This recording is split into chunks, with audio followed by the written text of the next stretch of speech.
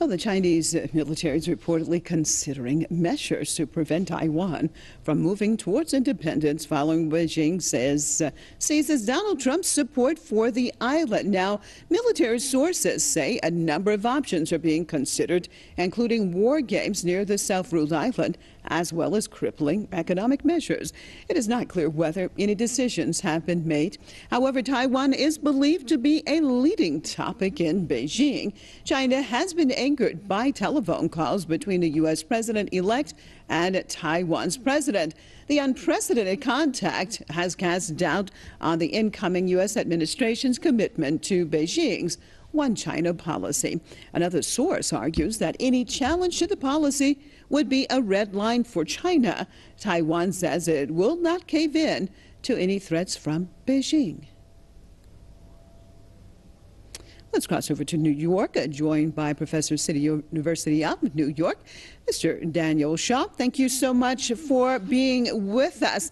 Well, tell me your take on exactly what do you think is going on? Why do you think President-elect Trump is actually, it seems, trying to change the status quo between China, Taiwan, and the United States? What do you think about this policy? What is he trying to get to?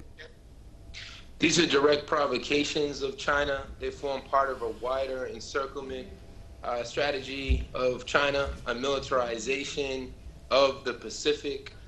The fear that the U.S. ruling class has is that China is increasingly a regional rival in the Pacific and an increasing global power. So they're doing everything to align with different powers, and now it looks like they want to form a U.S.-Russia anti-China alliance. So that's what this all represents, and now they're provoking from within because of course Taiwan is part of the People's Republic of China. It would be the equivalent of the Chinese president Xi Jinping reaching out to California or Hawaii or Puerto Rico and trying to create these divisions within the U.S. Is there a difference between, it appears that with Donald Trump, I mean, this one China policy has basically been followed by the U.S. for a while. Is this a difference in policy based on who the president is going to become? Or actually, is it something more behind the scenes that actually the U.S. as a system wants to go in a different direction? Or is it just Donald Trump bluffing and throwing things out? Well, the U.S. ruling class is not always united. You know, you have the Pentagon, you have the foreign policy establishment. Hillary Clinton represented increasing war threats against Russia. Trump and Tillerson represent the opening up of Russia to U.S. investment. So what we're seeing here is a hawkish wing towards China, defining China as the true threat, really flipping reality on its head when it's the U.S. that's spent over $5 trillion since 9/11 on wars of conquest and expansion across the world, provoking massive refugee crises and recolonizing large swaths of the world. But the Pentagon's media machine, what they want to do is they want to cast China as though China was the threat. And this is also part of what Barack Obama called the U.S.'s pivot towards Asia, where China is on the rise, and this is what the U.S. fears. So that's what's behind these provocations. Can the United States then actually afford to get into a clash with China? China obviously is also a force to be reckoned with, and the U.S. definitely has a lot of debt that China is holding their debt. So let's look at this whole aspect of it. In your perspective, can the United States actually take this risk of dealing with China in this way? The United States has already squandered trillions and trillions of dollars in war across the world. The last thing that they can do is spend more money on wars against China.